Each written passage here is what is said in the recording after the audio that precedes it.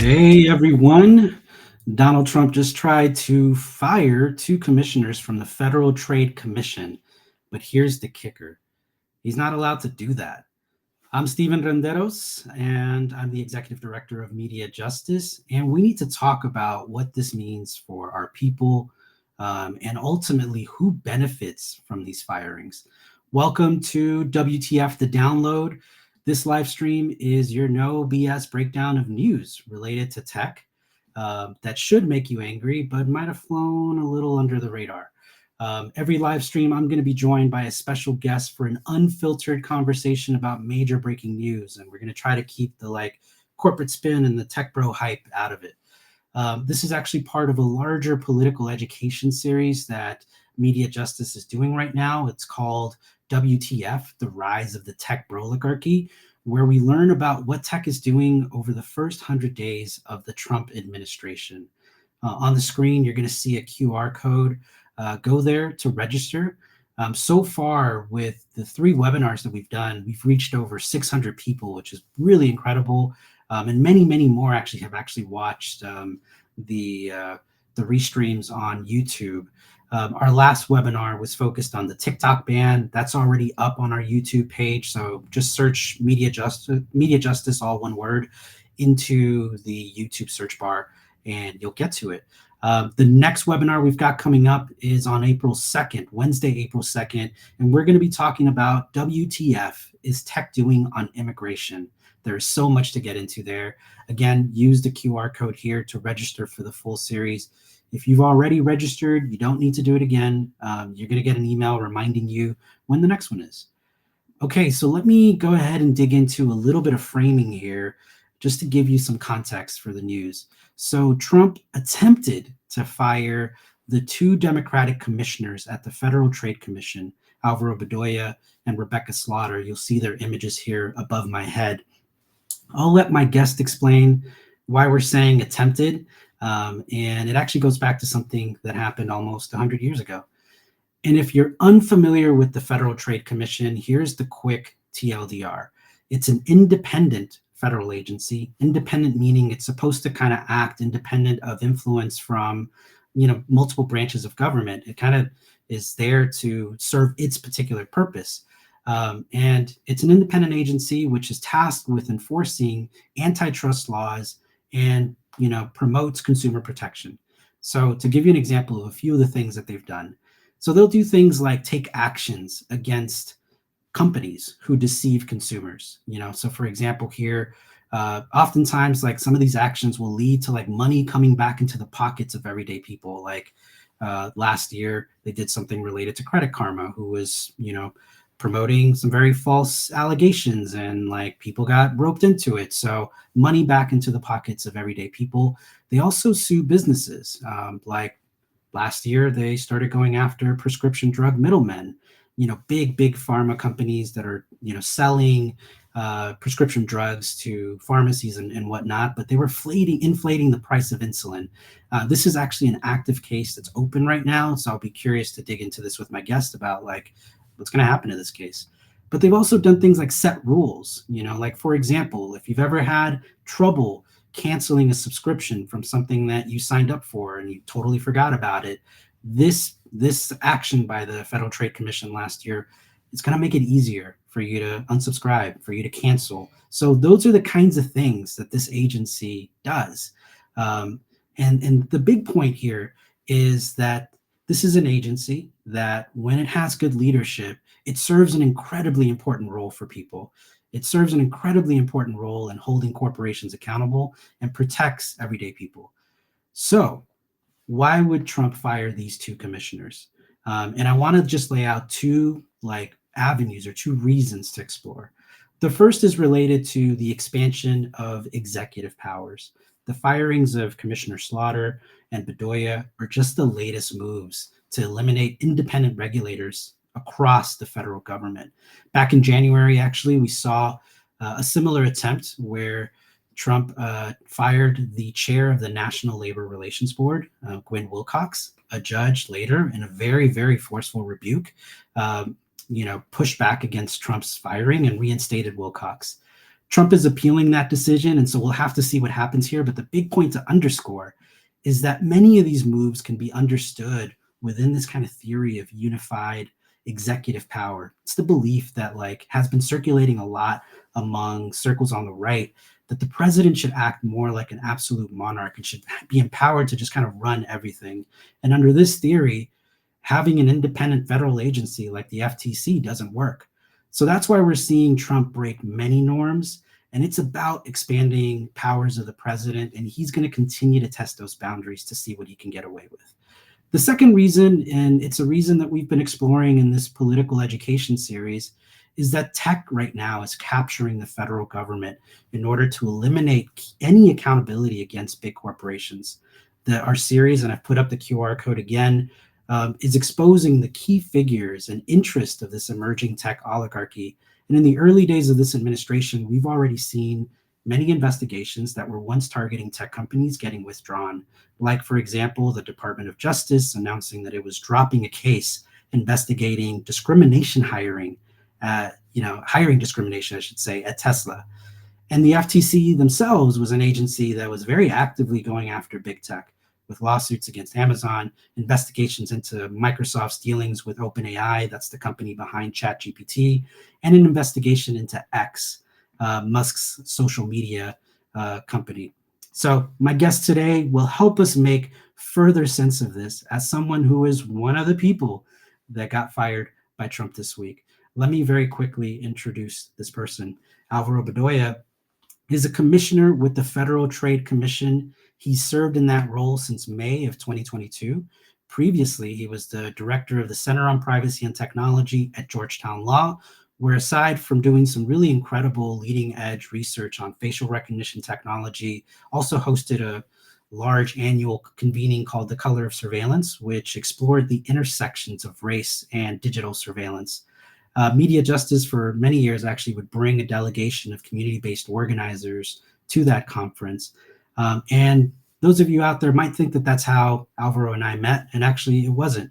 I first met Alvaro back in 2014 when he was working on the Senate Judiciary Committee.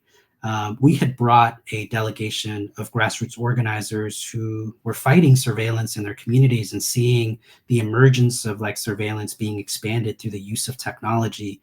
So they were both worried about how those tools were getting used, and they were also worried about privacy. The thing I remember from that first interaction with Alvaro is that it was supposed to be a 30-minute meeting. It certainly lasted way more than that because, Alvaro, as a staffer on the Senate Judiciary Committee, wanted to hear the stories of everybody that we had brought. And I'll always remember at the end, when we were done, he went down the line to every single person that had traveled miles to be there, shook their hand, introduced himself, and made a point to ensure that people could get in touch with him. So that's the caliber of the person that was just fired by the federal trade, by Donald Trump from the Federal Trade Commission, or I should say attempted to get fired. Allegedly. And so I want to bring on that guest now. So let me bring him on. Alvaro. Hey, Done. Stephen, it's good to see you, man. I had forgotten that story. My mom says about the memories in our family. The best thing about not having a memory is that you're just so pleasantly surprised what you learn. But that was a very generous introduction. Thank you, man. Of course, they say that people won't always remember what you say, but they'll remember how you made them feel. And you were one of those folks that you weren't even a public servant at that point. I mean, you were working in the federal government. You were a federal worker. Yeah. But the care that you brought and the responsibility you felt in being in the halls of power and trying to hold people's stories with like a deep sense of humility and responsibility, that's the thing I always remembered about you. It's why I've always gravitated to you as a person. You're a good human being. I appreciate that. The feeling is mutual. Well, I know, and you did the whole media roundup yesterday, so I'm not going to start with the question that everybody's been asking you. That'll be my second question. All right. But my first question is really like kind of building off of my experience of you as a human. I'm curious to get your kind of human take on why you chose to say yes to becoming a commissioner at the Federal Trade Commission.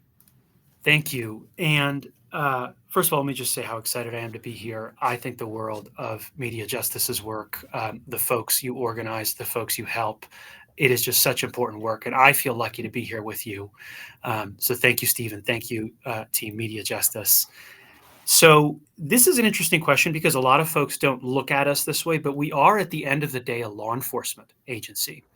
But most law enforcement agencies people encounter, a lot of them end up, conducting law enforcement in situations where the targets of that law enforcement are often low-income working people, right? Yeah. And what is so different about the FTC, and for me, what is so exciting is that's not the kind of law enforcement we do. We police corporations.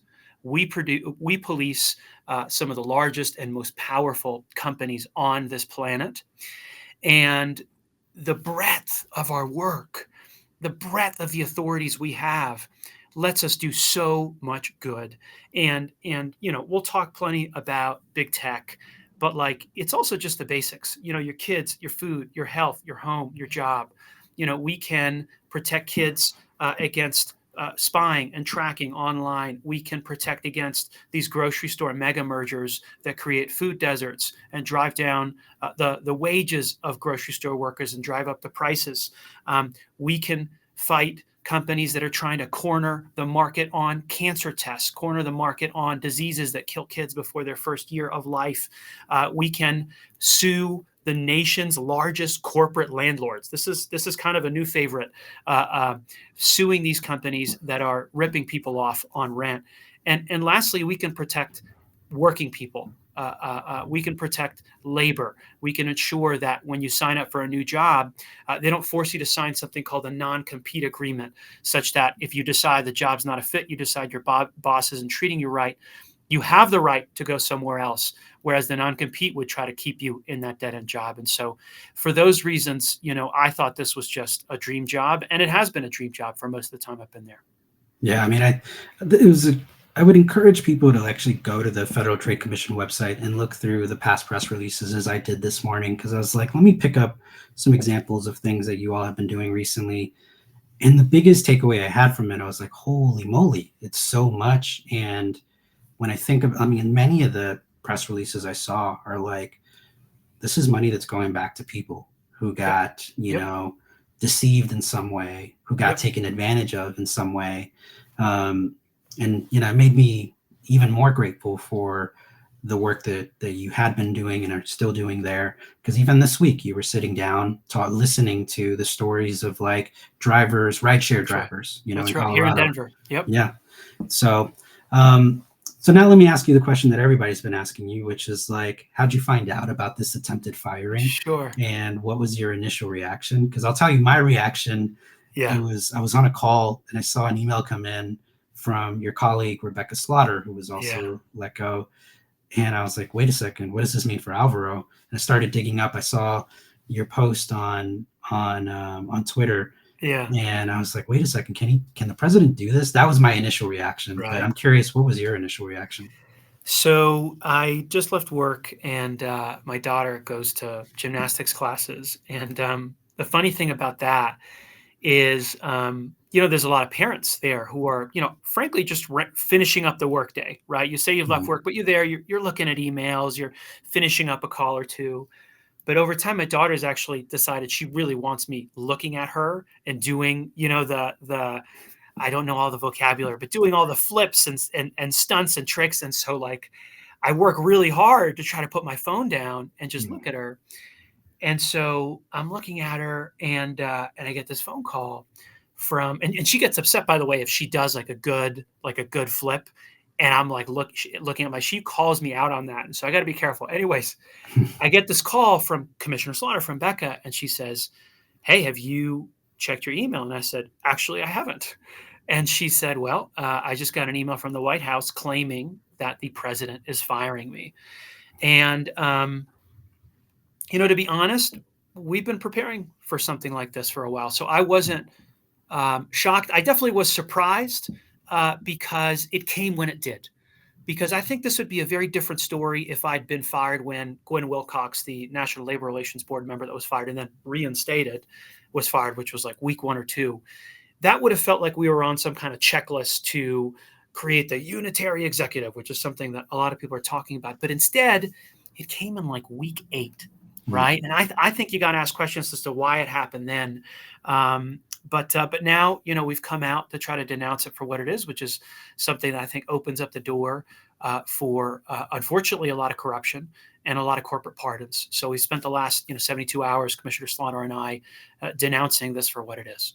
I do have to say that image of your daughter wanting you to pay attention takes me back to me in my early days of playing baseball and then looking up at the stands and wanting to make sure my mom was there. Yeah, you want to make sure they're there. Yeah, no, so she's right. She's right. Yeah.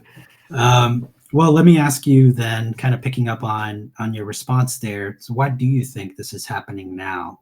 Several weeks in, almost 60 days into Trump's first 100 days. Why the attempted firings now? I didn't realize I hadn't put that number on it. 60 days. Don't fact check me on that. No, man, it sounds about right. It actually sounds about right.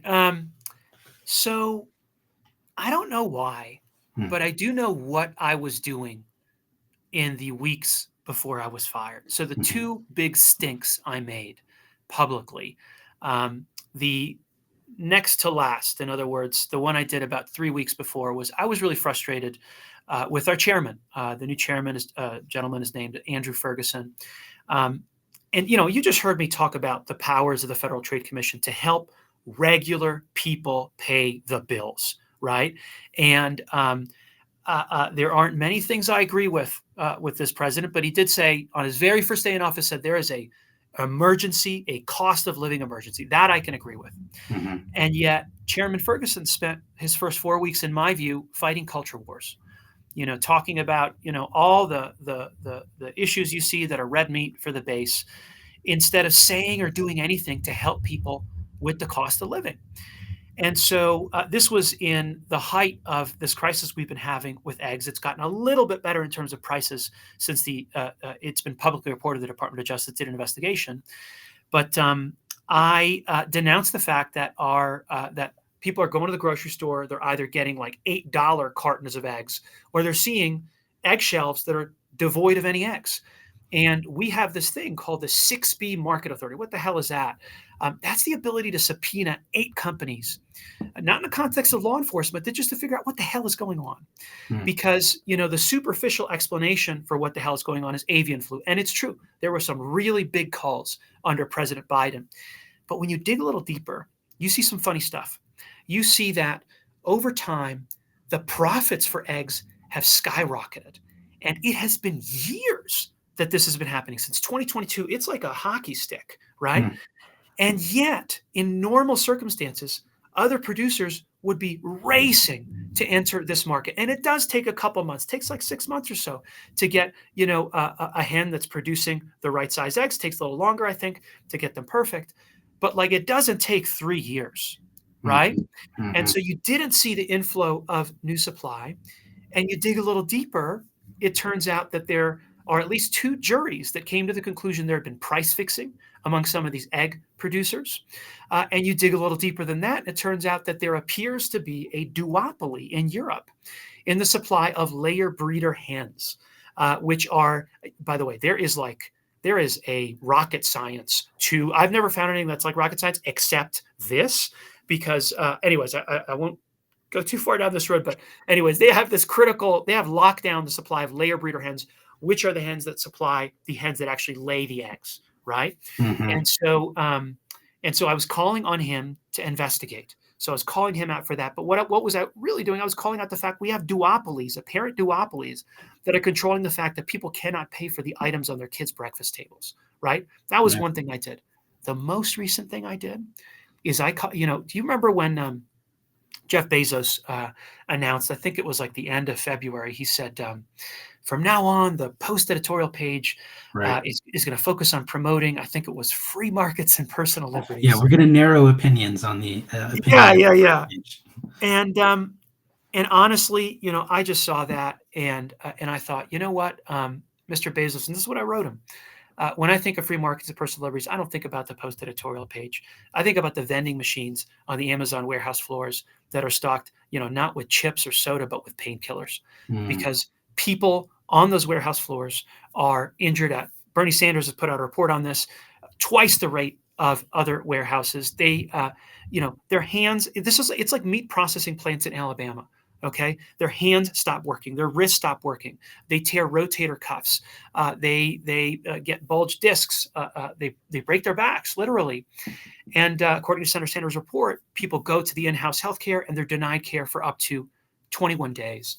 And so the last big public statement I did was denounce one of the men standing over President Trump's shoulder, who it's alleged, gave $1 million in the inauguration, whose company cut a deal that, according to the New York Post, would flow $28 million to the First Lady, and most recently has licensed episodes of The Apprentice for a pretty penny. And so why was I calling that out, by the way? Why was I doing that? Because one of the, in the chaos that is just all around us, one of the things that hasn't been noticed is who has been nominated to lead the Occupational Safety and Health Administration. Because lo and behold, after all those donations were made, it was a former Amazon safety executive. Right. Yeah. And so that's the last thing I did. I have no idea why they fired me. Maybe I was on the week 8 checklist rather than the week 2 checklist. But I think it's quite a coincidence that this is what I was doing before I was fired. It makes a ton of sense. I mean, and it also just speaks to, I think, as we went down the hens and eggs rabbit hole, like the ability of an enforcement agency like the FTC to peer under the hood. Yes, and I would imagine that, like, in the absence of an agency like the FTC, corporations who are primed to always prefer and justify and premium profit over everything else will just be able to continue to do that no matter the cost, no matter the human cost, right? And like the Amazon example is so vivid. Like, that's the thing you're putting into the vending machines. It's not water. It's not, something else. It's painkillers, know? And look, in fairness, because I listened to the comments and some of those were warehouse workers that said, yeah, look, like, it's kind of standard to have this kind of thing in a logistics facility, but they did point out this stuff was capped, right? Each worker was allotted a certain amount. And in fact, I put up a Reddit post from a worker who said, I am out of my allotments and I am screaming. And so it is vivid is probably the best word we can use for it because it's just a horror. But sorry, I interrupted you, Stephen. No, you're good. We've been saying attempted firing, alleged firing. Yes. Let's break that down a little bit further. And I think you're the best person to do it. So why is this an attempted firing? So let's take a step back and talk about what the other side is saying, because they're not saying crazy stuff, right? They're saying, hey, look, man, the president got elected. He gets to choose who's in his executive. And he doesn't want to choose you. So he's firing you, right? But if you look at the history of the protections that Congress gave us, and most importantly, why we have those protections, our argument that this whole thing is illegal, ineffectual, that we're still commissioners, I think makes a lot more sense. So the law says, this 1914 law that created the FTC says we can't be fired for no reason. We have to be fired for cause. And we can only be fired for specific causes: inefficiency, neglect, or malfeasance. And even then, we can only be fired by the president. So why on earth would Congress do this in 1914? Well, this was the wake of the Gilded Age. This is the wake of the age of the robber barons, of John Rockefeller, Andrew Carnegie, the Beef Trust, the Sugar Trust. And that part of our law was modeled after an earlier law from the 1870s called the Interstate Commerce Commission. And if you actually read, by the way, to anyone who cares about history, one of the coolest documents you can look at is the congressional record, because you have a lot of people who are not lawyers, right, who are just speaking plainly about the problems society faces. And what you hear them talk about is, hey, look, we want to put checks on commerce. We want to put checks on corporations, on trusts. And we want to insulate the people on this commission from the corrupting power of politics. And to a degree, they also talked about the corrupting power of money. And so when the people in 1914 got together in Congress to create us, they just copy pasted that language over.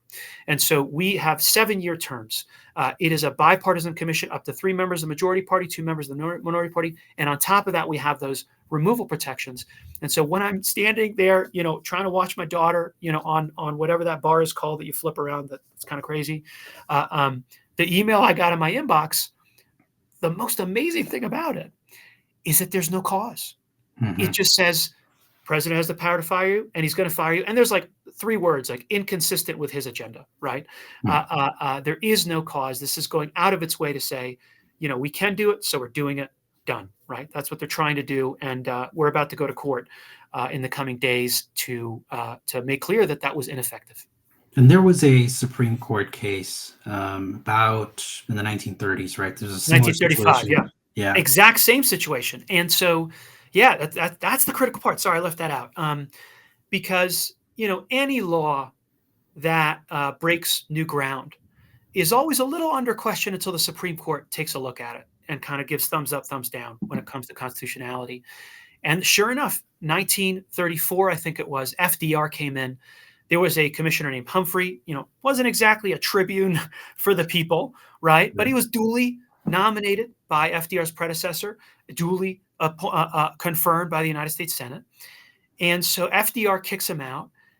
The gentleman passes away, and his estate, his executor, sues for back pay. Hence this super wonky name, Humphrey's executor, which sounds like, I don't know what it sounds like, but it doesn't seem to make much sense.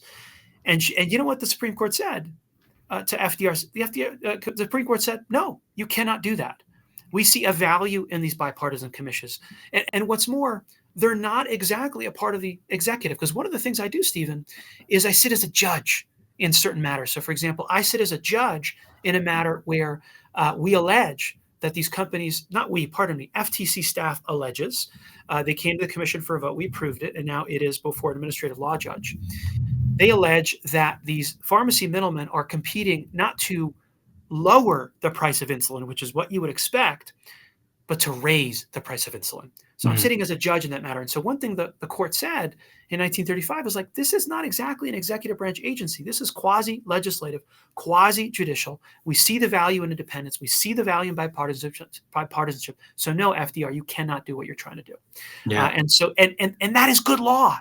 Mhm. Nothing has changed since then with respect to that core of that ruling. There's been some changes on the edges, but that is still good law. And what the president is trying to do, what the White House is trying to do, flies in the face of that law.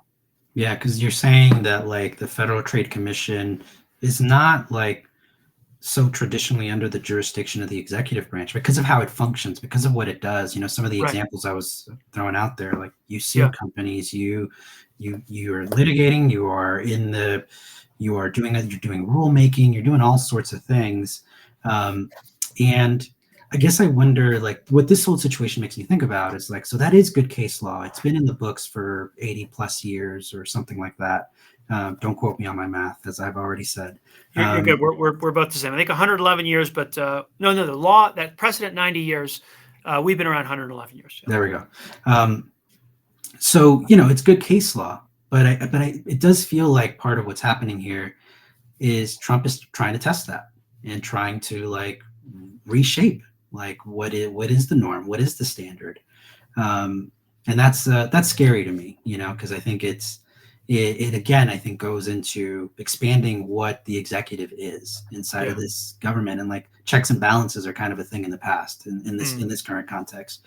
I wanted to ask you about the consequences of these attempted firings. And, as you know, like we're an organization that primarily has been paying a lot of attention to like the unchecked power of like media corporations and tech corporations. Yep. So, at least from the perspective of tech corporations, since the FTC has been, I think, probably at the federal level, the single most effective, accountability agency. Yeah.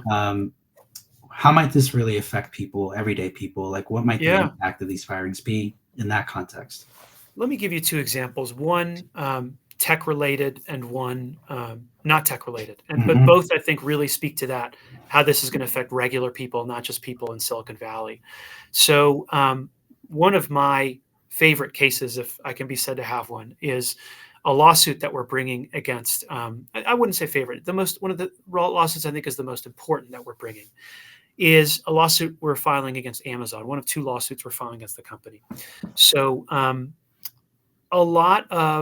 so let's say you're a small business seller. And by the way, there's a lot of folks who decide to go selling products. They make new products. A lot of immigrants, a lot of new entrepreneurs, getting on the scene for the first time.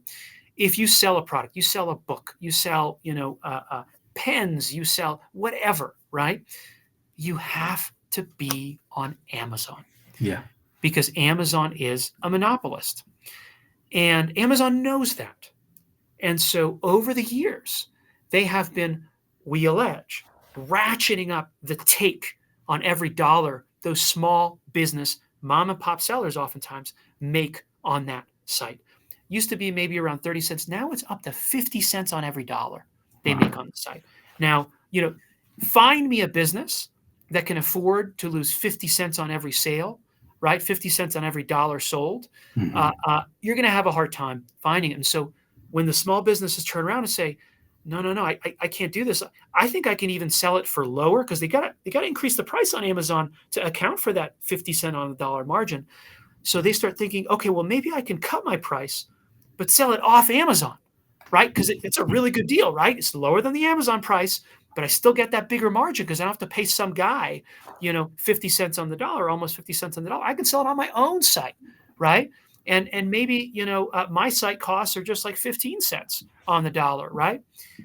But Amazon simultaneously deploys, we allege, a whole surveillance system to find out when small businesses are doing that.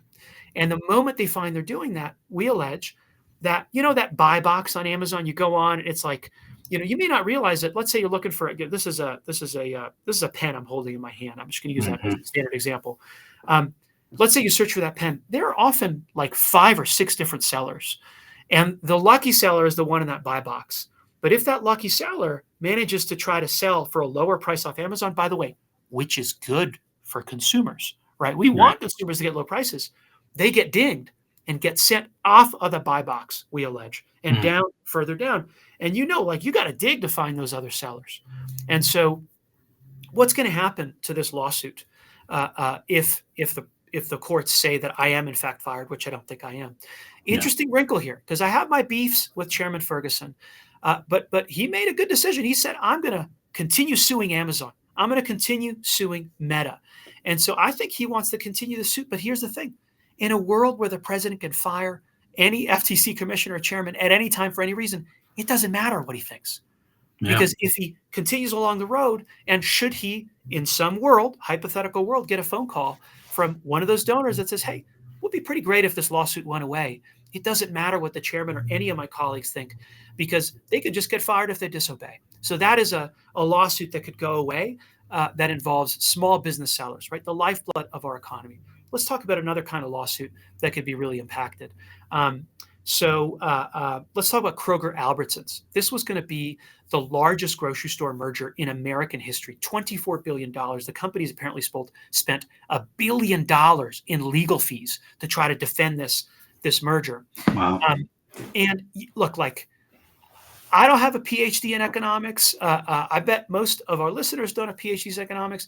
You don't need a PhD in economics to figure out what's going to happen if you take, the biggest supermarket in town and merge it with the next biggest supermarket in town. You're going to see prices go up. You're going to see wages go down. And indeed, under oath, we got a Kroger executive admitting that they looked at the cost of inflation for milk and eggs, and then they would mark up their products above the price of inflation, which is something a lot of folks in business denied they did. The term that was coined for it was greedflation, right? You're saying you're raising prices because of inflation. Actually, you're just greedy, right?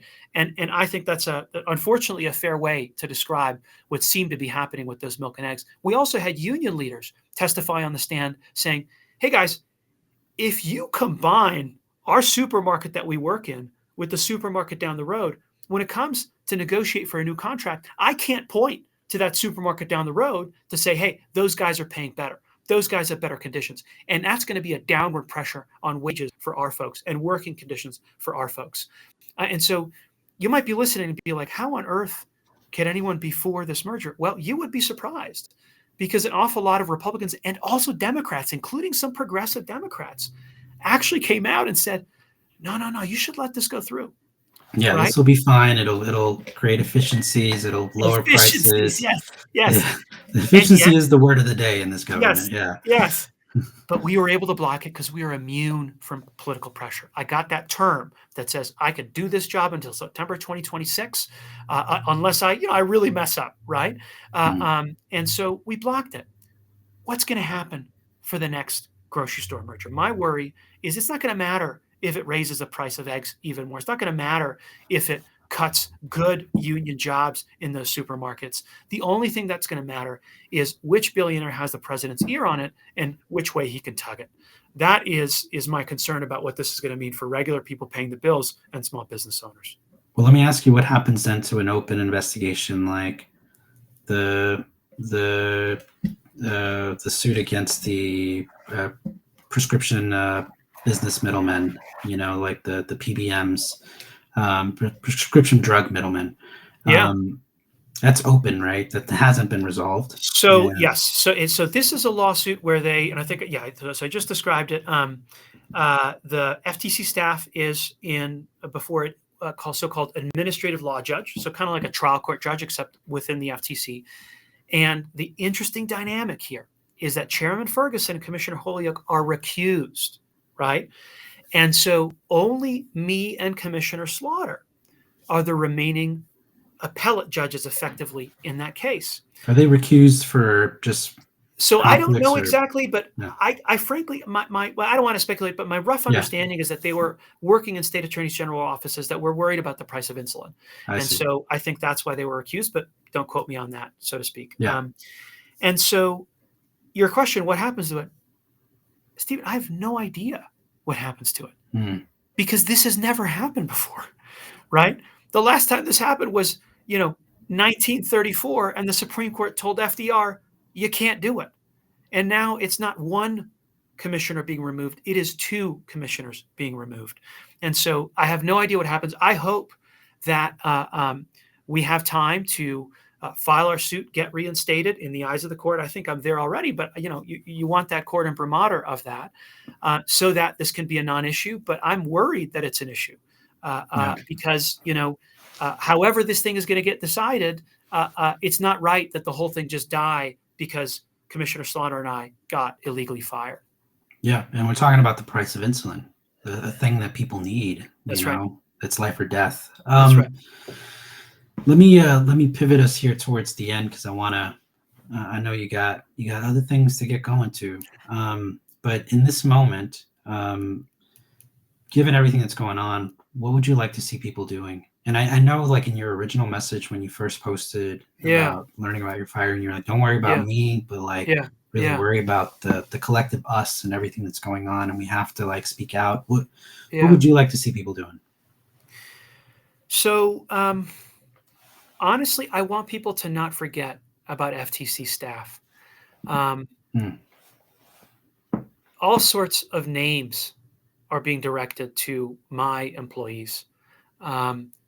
And these are people who could, on a heartbeat, go make 3 times, 4 times what they make today, right? Any one of these Fortune 500 companies would hire our folks in a heartbeat, but they stay doing what they're doing because they love their jobs. Let me tell you one quick story to give you a sense of this. In that Kroger-Albertsons merger, our FTC folks are brilliant, but they have to be scrappy because they're going up against, I think there was like 5 or 6 separate corporate law firms where the partners make like $3 to $4 million or at least $2 million a year. Okay. And you got our guys making, I don't even know how to divide, like probably a 10th of that, a 20th of that, standard government salaries. Right. And so there was a moment I found out about after the trial where one of our youngest lawyers in the case was in the well of the court before the judge came on the first day. And look, any good lawyer goes and talks to the people on the other side, makes small talk, just tries to lighten the tension a little bit. And so they're chatting with their adversaries on the other side, the folks that are representing from those corporate law firms, those big supermarket chains, Kroger and Albertsons, and they get to talking about how hard it is to pack for a truck because you don't know how long you're going to be there, right? And so it comes out, how'd you pack? How'd you do it? And the guy on the other side says, "Oh yeah, I had to pack 11 suits, you know." Uh, um, and the guy he's talking to is one of the youngest members of the team. Is like, I got one suit and Yeah. I'm wearing it right now, right? And I'm pretty sure, I could be wrong, I'm pretty sure this is the guy that got that Kroger executive to admit to jacking up the price of milk and eggs. This is the guy who beat that lawyer on a whole bunch of objections, right? That lawyer making $3 or $4 million a year, right? This guy making a standard entry-level government lawyer salary, right? And yet these are the people who are getting emails calling them inefficient, calling them low productivity. I think that is so wrong. Yeah. And so, find a way to show federal employees that you care, that they're there for the right reasons. Let anyone listen. No. One last thing I want to say that is a really funny thing to say is that I think you're probably like me. I feel like we've probably talked about this, but see super in my comment about having no memory. But like I spent much of the last 5 years trying to get away from social media because it just kind of takes over your brain, those dopamine hits, and just like the ability to doom scroll. Let me tell you what, the folks who form a part of this government, for them, their social media presence is very important. It's very, very important. You have a very particular kind of presence on social media. And they listen to what people say on social media. And so if you can't, visit your elected representative to make your feelings known, you can go on social media and make them known there and talk about what's happening to the FTC, what happened to other government agencies that do such important work. Just speaking right now is so important and cannot be underestimated, because I think the last couple times people say, "Oh, don't be a social media warrior, get off your butt." That's not true anymore. This is where government occurs. And so taking a principled stand for whatever you think is right online, frankly, makes a difference. But do, of course, make sure that your elected officials in general know how you care about the federal workforce and how they deserve to be treated with respect. That would be the thing I would ask you. And there's so many. It's been amazing to see a lot of the federal workers coming together in this moment of like deep alienation and coming together to like build with each other. And so there's groups like Fed Workers United Network that folks should follow and support federal workers in this moment, because we're in this kind of struggle in a very similar way. We're in shared struggle with each other. My last question to you is, what are you going to be doing? We know that you're going to see Trump in court. You're not going to just go quietly into that good night. But what else are you going to be doing? Yes, I'm going to be doing my job. So now be clear. A lot of people are like, "Are you going into the office?" I'm not going to put the security guard, right? This is a law enforcement building. I'm not going to walk in there and demand that they, do what I say rather than what the White House says. That's not good for anybody. But I am doing my job in the sense that I hope to be testifying before state legislatures. I did this roundtable, as you mentioned, here in Colorado. Actually, I was virtual. I'm now in Colorado with rideshare drivers who are getting ripped off, they said, by the rideshare companies they drove for.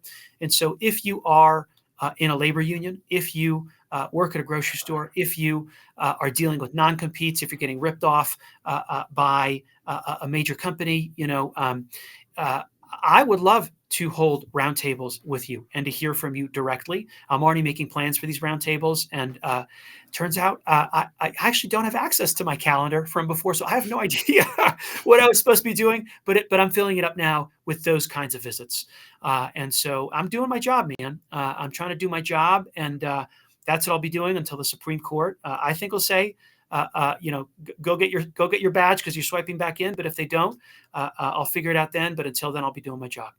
No doubt about that. Thank you so much, Alvaro. I know you got a rally to get to. Go talk to the people. Thank you so much for hanging out here with me today. I'm going to do a quick closing just to recap some things. You can feel free to hang back or take off as needed, because I know you got a busy schedule. I just wanted to recap a few things that I heard here in this conversation. The FTC is such an incredibly important agency, independent agency, and we've gotten a sense of that just in this conversation with Alvaro. And it does much more than just set rules. It also goes after companies. It tries to hold them accountable. It puts money back in the pockets of everyday people. We heard some of the many different examples of how that's been happening over the past year and over the past couple of years that Alvaro's been in this role. So here's what's important to know. This is an agency that matters, that under good leadership works for everyday people. And in this moment, part of the attempted purge and the attempted firing of these two commissioners is aimed at trying to reconfigure this agency to work for corporations and not for people.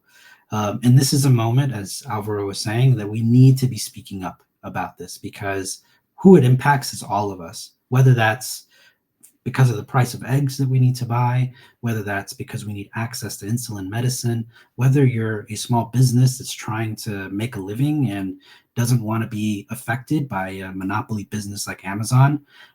You need an agency like the Federal Trade Commission to exist, to be independent, to have a functioning democracy. And this is a moment where we need to be speaking up. Just a reminder, this is WTF, the download. We are doing this as part of a broader political education series that MediaJustice is hosting. And our next episode is coming up April 2nd, which is titled WTF is Tech Doing on Immigration? There's the QR code on the screen. Use it to get to the registration page, sign up, and join us on April 2nd. I'll actually be hosting that particular conversation. So looking forward to seeing you all there. Thank you so much for hanging with us, and thank you again to our special guest, Alvaro Bedoya, FTC Commissioner, and see you soon.